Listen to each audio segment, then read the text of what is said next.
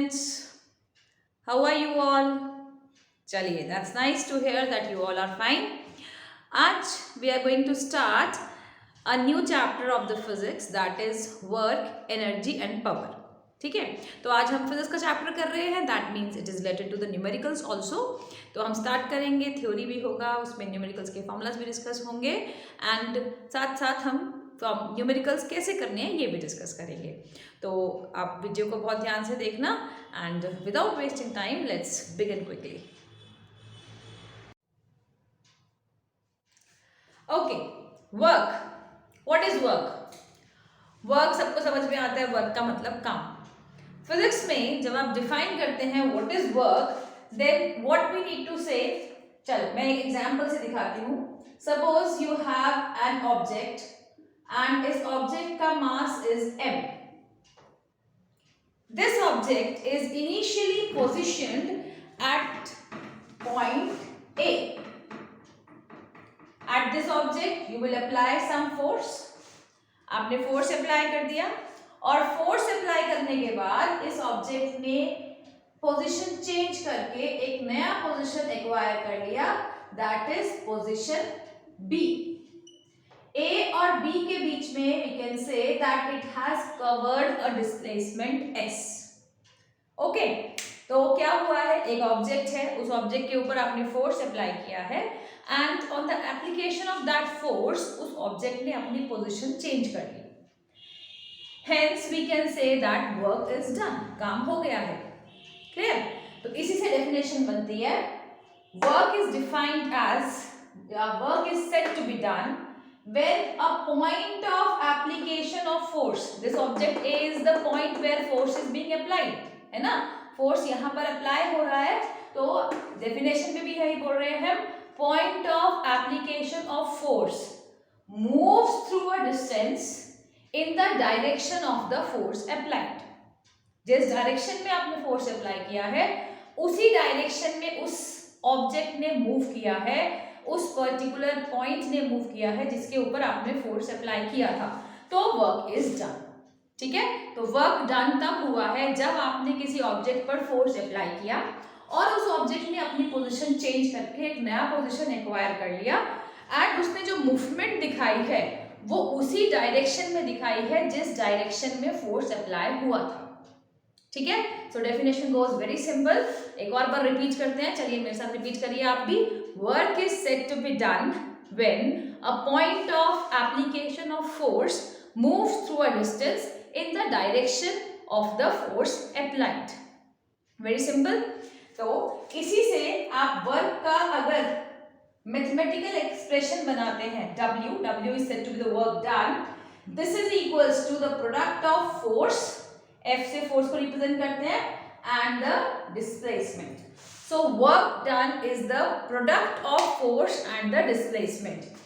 जो आपने force apply किया एंड जो आप उसने ऑब्जेक्ट ने डिस्प्लेसमेंट शो करी है, उन दोनों को जब आप मल्टीप्लाई करते हैं then you get work. Clear? ये तब है अगर फोर्स डायरेक्ट स्ट्रेट अप्लाई हुआ है. If the force is being applied on an angle, ये एक ऑब्जेक्ट है and you are applying a force on an angle theta to it, तब क्या हो जाता है, वर्क डन का formula comes out to be F into S cos theta. Now what is cos theta? These things you will come to know जब आप class 10th में trigonometry वाला वीडियो देख लेंगे तो उसमें आपको क्लियर हो जाएगा कि cos theta क्या होता है. ठीक है, थीटा इज दैट एंगल जिस एंगल पे आपने उस ऑब्जेक्ट के ऊपर फोर्स अप्लाई किया और उसका कोसाइन वैल्यू आपको यूज करना होता है whenever the force is being applied at an angle. Next comes types of work. Work done को आप 3 टाइप्स में कैटेगराइज करते हैं. Number 1 is positive work, number 2 is negative work and number 3 is zero work. ठीक है, these are the 3 types of work. Positive work क्या होता है, जब आपके पास जिस डायरेक्शन में फोर्स अप्लाई हुआ है उसी डायरेक्शन में डिस्प्लेसमेंट शो हो गई है. When both force and the movement of the object are in a single direction, then we say कि वो पॉजिटिव वर्क है. Okay, for example you kick a ball, you push a table, जिधर आप force apply कर रहे हैं उधर ही side पे वो ऑब्जेक्ट मूवमेंट दिखा रहा है, ये हो गया पॉजिटिव वर्क। नेगेटिव वर्क क्या होता है? जो भी हमारा डायरेक्शन ऑफ फोर्स होता है उसके ऑपोजिट ऑब्जेक्ट मूव करता है। इसका केस है work done in case of when an object या ball is thrown upward, then the work done by gravity is negative because gravity कहाँ act करती है? Towards the earth, और आप ऑब्जेक्ट को ऊपर फेंक रहे हो, यानी कि फोर्स डिस्प्लेसमेंट ऑपोजिट हो रहा है ना दोनों का डायरेक्शन। तो जब डायरेक्शन ऑपोजिट होता है then we say that the work done is negative. इस केस में दूसरा एग्जांपल आता है आपका फ्रिक्शन का। What is friction? You all must be knowing. जब आप सरफेस पे किसी भी सरफेस पे कोई भी मोशन दिखाते हो, मूवमेंट दिखाते हो, तो there is a restriction being offered by that surface, उसको हम बोलते हैं फ्रिक्शन।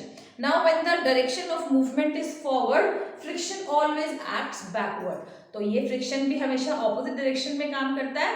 दैट मीन्स फ्रिक्शन ने जो वर्क डन किया है that is negative. So negative work का सेकेंड एग्जाम्पल है the work done by friction on an moving object, and first example I told you work done by gravity on an object moving upward, जिसमें movement of a rocket भी हो सकता है, ball thrown upwards भी हो सकता है, etc.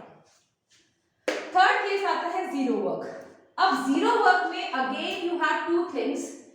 आपने फोर्स अप्लाई किया लेकिन उस ऑब्जेक्ट ने कोई मूवमेंट नहीं दिखाया, तब भी जीरो वर्क है। You push over, try pushing a ball, अपने रूम में जहां बैठे हो try to push that ball, कुछ मूवमेंट हुआ? नो। इट मीन्स आप फोर्स तो अप्लाई कर रहे हो ना, आप बॉल को पुश कर रहे हो तो आपने फोर्स तो अप्लाई किया लेकिन डिस्प्लेसमेंट नहीं हुआ। और सबसे पहले जो मैंने आपको वर्क की डेफिनेशन बताई थी उसके अकॉर्डिंग फोर्स अप्लाई होने के बाद डिस्प्लेसमेंट भी होना चाहिए, तभी वर्क होगा। तो अब वॉल वाला केस जो मैंने लिया है, जब दीवार को आप पुश कर रहे हो, जब आपने दीवार को पुश किया है, मूवमेंट नहीं हुई है, तो वी कैन नॉट से कि वर्क हुआ है। That is a case of zero work. When on application of force there is no displacement, then we say that the work done is zero. Second case है अगर आपके force applied में और displacement में there is an angle of 90 degrees, there also the work done is zero. ऐसा क्यों होता है? क्योंकि cos 90 की वैल्यू जीरो है। एक्सक्यूज मी, cos 90 की वैल्यू जीरो है, तो fs cos थीटा के अकॉर्डिंग आपको थीटा की वैल्यू 90 पुट करते हैं, तब पूरा प्रोडक्ट विल बिकम जीरो। इसका केस होता है for example when ever a porter मालूम है ना, कूली। तो जब कूली सड़क पर मूव कर रहे हैं, उन्होंने अपने सर पे बहुत सारा लोड ले रखा है, they are lifting that heavy luggage and applying force in which direction? Upward direction. उस लगेज को उठाने के लिए उन्होंने ऐसे ऊपर की तरफ फोर्स लगाया हुआ है और उनका मोशन कहाँ हो रहा है? सामने की तरफ। तो luggage is being transported in this direction and force is being applied in upward direction. Movement, जो मोशन हुआ है, जो डिस्प्लेसमेंट हुई है, वो और फोर्स, उन दोनों के बीच में there is an angle of 90 degree, hence the work done will be zero. ठीक है, तो ये दो केसेस हो गए जहां पर एंगल 90 डिग्री हो, वहां पर भी वर्क डन जीरो होता है। एंड सेकेंडली जब आपके पास फोर्स अप्लाई हुआ है लेकिन डिस्प्लेसमेंट नहीं हुई है, तब भी आपका वर्क डन जीरो होता है। Clear? So work done, I think work done बिल्कुल समझ में आ गया होगा। वर्क क्या है, how to define it, what is the mathematical expression for the work and what are the various classifications of the work. Now next comes SI unit. Work का SI unit जो होता है that is joules, and joules को you represent by the alphabet capital J. ठीक है, so joule is the SI unit of work. जब भी आप कुछ वर्क डन करते हैं तो कितना क्वांटिटी उसका मैग्नीट्यूड हुआ है उसके साथ आप जो यूनिट अटैच करेंगे that is joules. 30 joules, 80 joules, 100 joules, whatever it depends. And if somebody asks you what is 1 joule, अब जूल आप अटैच तो कर रहे हो, जैसे आप लेंथ वाइज पूछते हो कि 1 मीटर कितना है, तो आप बता देते हो ना इतना 1 मीटर होता है, 100 सेंटीमीटर 1 मीटर होता है, यू नो ना। आपकी बॉडी का एवरेज एडल्ट का इस शोल्डर से लेकर एंड अराउंड एक आर्म को आप स्ट्रेच करो, दिस इज कॉल्ड 1 मीटर। तो जब आप 1 मीटर को एक्सप्रेस कर पा रहे हो तो आपको हर किसी यूनिट को एक्सप्रेस करना होता है। And when you have to express 1 joule work, how do you express it? You take help of this formula. ठीक है, आपके पास वर्क का फॉर्मूला क्या है? F into S. Work done के लिए मैंने यूनिट जूल यूज किया, फोर्स का यूनिट वी ऑलरेडी नो वो न्यूटन्स होता है, एंड डिस्प्लेसमेंट के लिए वी टेक यूनिट मीटर, ऐसा यूनिट इज मीटर। ना उसको आप डिफाइन कैसे करना चाहते हैं, 1 जूल की वैल्यू यहाँ पर कब आएगी, जब इधर 1 न्यूटन होगा और इधर 1 मीटर होगा। So we can define 1 joule is the work done when 1 Newton of force applied on an object displaces it through 1 meter in the direction in which the force acts। ठीक है, जो मैंने words बोले हैं इसको replay करके video को आप दोबारा सुनो, एंड 1 जूल की डेफिनेशन ऐसा कोई लर्न करने की जरूरत नहीं है, you can very easily frame the definition with the help of this definition of work and this formula of work. Clear? तो 1 जूल का definition is also an important thing in this topic. Now ये work complete हो गया। इसमें जो ये वाला formula आपने सीखा है इससे रिलेटेड न्यूमेरिकल्स एग्जाम में आते हैं। आपको फोर्स गिवन होगा, डिस्टेंस गिवन होगा और आपको वर्क कैलकुलेट करना होगा, या अकॉर्डिंगली इन तीनों क्वांटिटीज में से कोई भी 2 क्वांटिटीज वो दे देंगे और आपको एक क्वांटिटी अननोन कर दी जाएगी। ठीक है, समटाइम्स इनडायरेक्ट क्वेश्चन भी आ जाते हैं, they don't give you the direct value of force, force का वैल्यू गिवन नहीं रहेगा, वहां पर आपको क्या करना पड़ता है, फोर्स का फॉर्मूला मास इनटू एक्सेलरेशन, इसकी हेल्प लेनी पड़ती है। मास एंड एक्सेलरेशन, इसके बारे में कुछ ना कुछ डेटा क्वेश्चन में रहेगा, उसकी हेल्प से आप पहले फोर्स कैलकुलेट करते हो और फिर इस फोर्स को यहाँ पर अप्लाई करके आप वर्क पता कर लेते हो। Got it?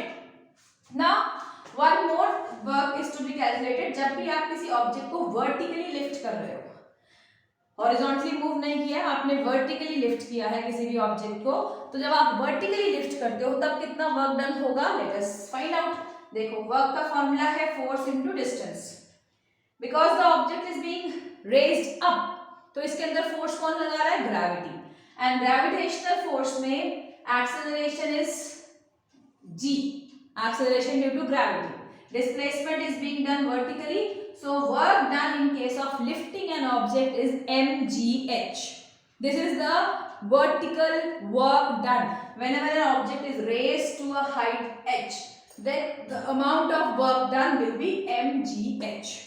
Okay, this reminds me an important topic, important question in this thing, कि अगर आपके पास एक टेबल पर you have a horizontal table, let us say this is a table, a ball is kept here, इस ball को आपने ऐसे मतलब थ्रो किया, पैराबोलिकली उसने पूरा मोशन किया और दोबारा इसी टेबल पर आकर गिर गई। इनिशियल पोजीशन वाज दिस, पूरा पैराबोला कवर करके वो बॉल फाइनली इस पोजीशन पर वापस आ गई है। अब नाउ बॉल ने स्टार्ट किया था पोजीशन ए से, लैंड किया है पोजीशन बी पे, दोनों पोजीशन डिफरेंट है, पाथ कवर करने में उसने पूरा पैराबोला कवर किया है, लेकिन इनिशियल पोजीशन और फाइनल पोजीशन के बीच का जो गैप होता है उसी को हम डिस्प्लेसमेंट बोलते हैं।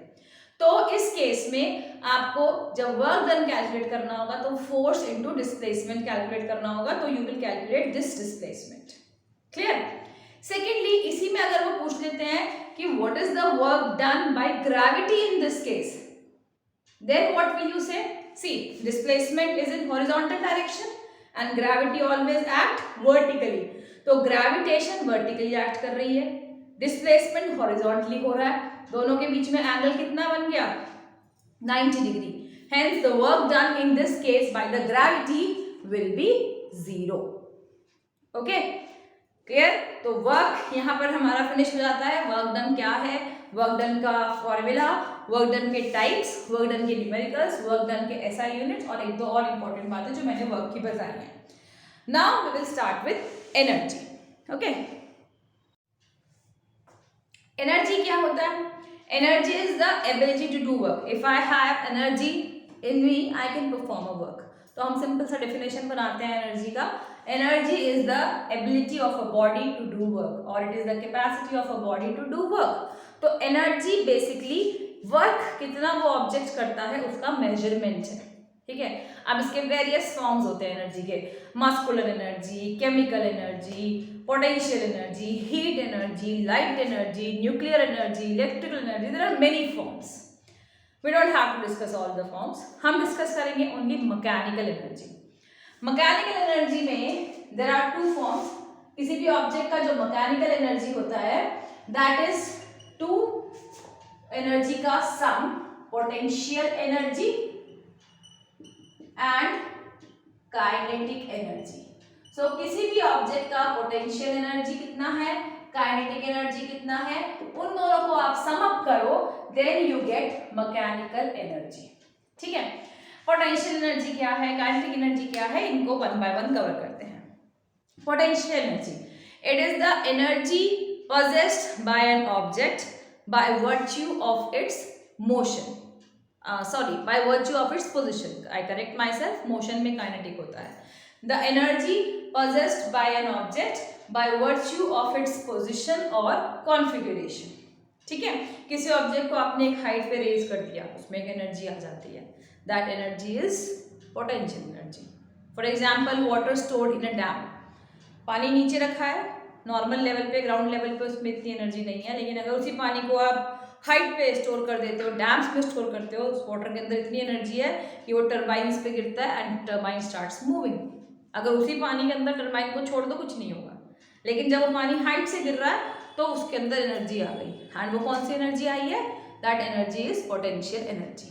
ठीक है, तो पोटेंशियल एनर्जी को हम डिफाइन क्या करते हैं, energy possessed by an object by virtue of its position. दूसरा वर्ड मैंने क्या बोला, कॉन्फ़िगरेशन।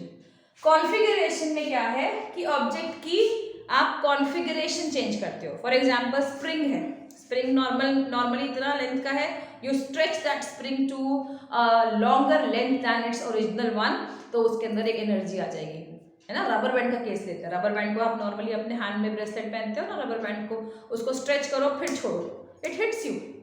नॉर्मली आपने पहना है, it is not harming you, लेकिन आप उसको स्ट्रेच कर रहे हो, देन यू लीव इट, आके वो आपके हाथ पे हिट करता है। तो क्यों हिट कर रहा है, कहाँ से आ रही है उसके अंदर वो ताकत, that is it's potential energy. वो पोटेंशियल एनर्जी उसमें कैसे आई, जब आपने उसकी कॉन्फ़िगरेशन को चेंज किया, आपने उसको स्ट्रेच किया है ना, तो स्ट्रेच करना मतलब कॉन्फ़िगर करना। टॉयज देखे, छोटे बच्चों के टॉयज होते हैं, चाबी भरते हैं उसके अंदर, चाबी भरोगे टॉयज डांस करना शुरू कर देता है, तो कहाँ से आ गया उसके अंदर ये नाचने वाला energy, it is again configuration की वजह से आया। और कॉन्फ़िगरेशन वाली एनर्जी कौन सी होती है, पोटेंशियल एनर्जी। ठीक है, तो पोटेंशियल एनर्जी को आप दो टर्म्स में डिफाइन करते हो, energy possessed by an object by virtue of its position and configuration. Now configuration को आप मैथमेटिकली एक्सप्रेस नहीं करोगे, आप जो पोजीशन वाला इसका पार्ट था, पोटेंशियल एनर्जी का पोजीशन वाला जो पार्ट है, उसको you explain with the help of a mathematical formula. And what is that formula? Potential energy of any object is equals to mgh.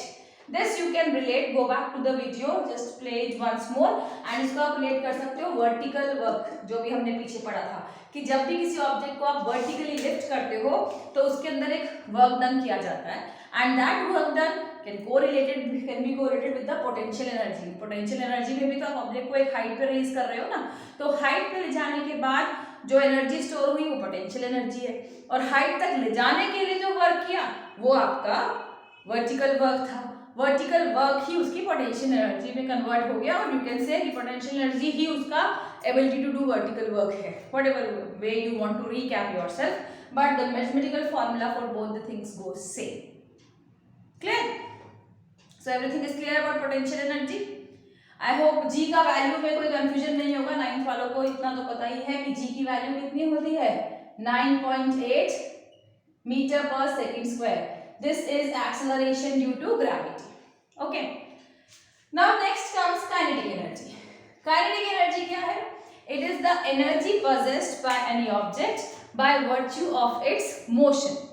जब भी कोई चीज चल रही है तो उसमें एक एनर्जी आ जाती है, और उस एनर्जी को हम बोलते हैं kinetic energy. For example normally एक साइकिल खड़ा है आपके पास and you are just passing by, उस साइकिल से आपकी टक्कर होती है, ठीक है, तो बिकॉज आप मोशन में हो, साइकिल इज नॉर्मली स्टैंडिंग, तो आपको ज़्यादा चोट नहीं आएगी। Now imagine another case, you are also moving और you can remain standing at a place, सामने से एक cycle is coming moving towards you, जब वो साइकिल चलती भी आ रही है and then now it hits you, so you will be hit hard. अब आपको ज़्यादा चोट क्यों लग रही है, क्योंकि उस साइकिल के अंदर उसके मोशन की वजह से काइनेटिक एनर्जी आ जाती है, ठीक है। So kinetic energy is what? It is the energy possessed by any object by virtue of its motion. whenever an object is in motion, जब भी कोई ऑब्जेक्ट चल रहा है तो उसके अंदर एक एनर्जी आ गई है and that energy is it's kinetic energy. Running water, पानी रुका हुआ है टब के अंदर, कोई एनर्जी नहीं है, लेकिन जब पानी बह रहा है नदी में तब उसके अंदर एनर्जी है and that energy is kinetic energy. तो मोशन से जो एनर्जी आती है that is kinetic energy and इसका जो मैथमेटिकल एक्सप्रेशन है काइनेटिक एनर्जी का that is half mv²। m is the mass of the object and v is its velocity with which the object is moving. इसके लिए we have a derivation। एक object है, object का mass is m, उसको position a पे हमने रखा हुआ है एंड ये object is moving to another position b। Mass of the object remains same, okay, the mass is not changing and it remains.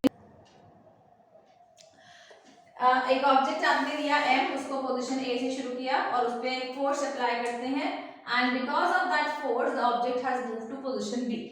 Since initially the object was at rest, रुका हुआ था, तो उसका initial velocity was 0 and when it has started moving, जब आप उसको point b पे consider कर रहे हो, it has not stopped here, it is still in motion and object को जब पोजीशन b पे देखा है तब it has acquired a final velocity v।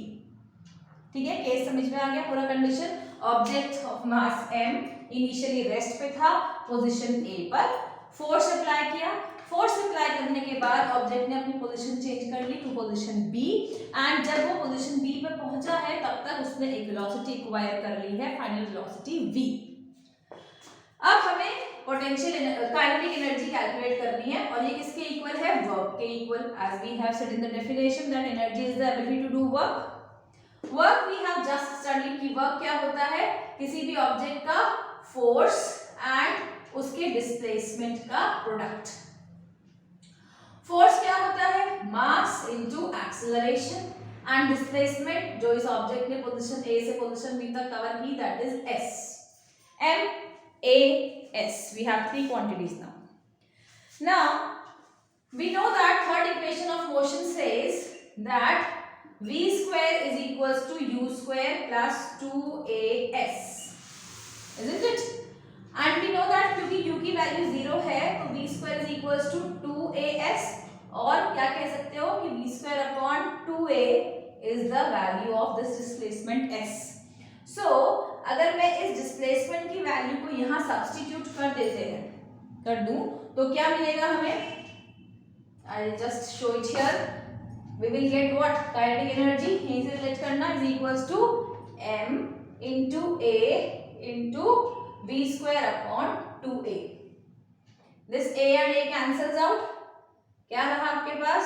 mv square upon 2 or it can be simply written as half mv square. This is the kinetic energy. ठीक है, तो mathematical expression for kinetic energy as I told you it is half mv square and how we have reached to this is simply shown here. Clear? तो kinetic energy अब आपके पास आ जाता है हाफ mv स्क्वायर। अब kinetic energy में as the formula says you have two factors, एक तो मास और एक वेलोसिटी। मास के साथ kinetic energy is directly proportional but velocity के साथ उसके स्क्वायर पर इट इज डायरेक्टली प्रोपोर्शनल। मतलब अगर आप किसी ऑब्जेक्ट के मास को डेवलप करोगे तो उसकी काइनेटिक एनर्जी भी डेवलप होगी। वेरी सिंपल टू से, काइनेटिक एनर्जी मास, डायरेक्ट रिलेशन है, मास को डबल करो काइनेटिक एनर्जी डबल हो जाएगा। बट वेलोसिटी के स्क्वायर पे डिपेंडेंट है। अगर वेलोसिटी को डबल करोगे तो 2 का square is 4, kinetic energy 4 times हो जाएगी। वेलोसिटी को 3 टाइम्स करोगे तो kinetic energy will be 9 times. Yes, you got it right. So अगर हम वेलोसिटी को हाफ करेंगे काइनेटिक एनर्जी कितना हो जाएगी? 1/4 टाइम्स। Very simple. क्लियर? तो ये आपका एनर्जी यहाँ पर फिनिश हो जाता है, kinetic energy and potential energy. Clear? तो आई होप आपको वर्क और एनर्जी बहुत अच्छे से समझ में आ गया। एनर्जी के लिए भी आपके numericals mgh potential energy and half mv square kinetic energy, इस पे बेस्ड आपको करने होते हैं। In second part of the video I will be sharing you about power. तो तब तक आप इस वीडियो को देखिए, समझिए, शेयर कीजिए, लाइक कीजिए। मिलते हैं second part of the video में जिसमें हम पावर डिस्कस करेंगे। Okay then, till then bye.